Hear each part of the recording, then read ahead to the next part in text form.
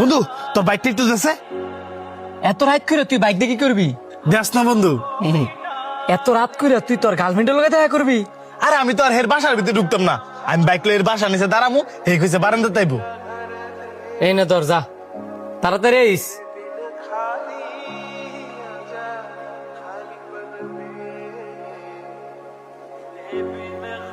Hello,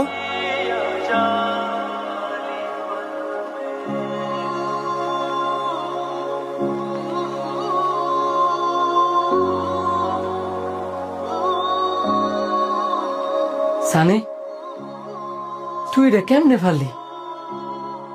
একটা প্রবাসী দেশের লেগিয়া, নিজের ফ্যামিলির লেগিয়া নিজের জীবনটারে শেষ করে দেয়,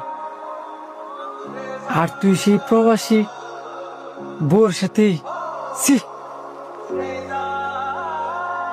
এই পরকিয়া আমাদের সমাজটারে নষ্ট করে দিতেছে। শুধু এসব ছেলেদের দোষ দেওয়া লাভ নাই, এসব মেয়েদেরও দোষ আছে।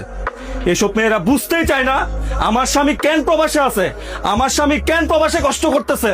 স্বামী প্রবাস থেকে কষ্ট করে টাকা পাঠায়, সেই টাকাটা এইসব নারী পরপুরুষের সাথে ফুর্তি করে। আমার বন্ধু সেদিকে কিসে এসব জানোয়ার ঘরে জনসম্মুখে ধার করায়া পুরুষঙ্গ কাটতে দেওয়া উচিত, যাতে করে ভবিষ্যতে ফরকে না করতে পারে। শুধু পুরুষের না, এইসব নারীদেরকে নেড়া করে মুখে কালি মাখায়া বাজারে বাজারে ঘুরানো উচিত।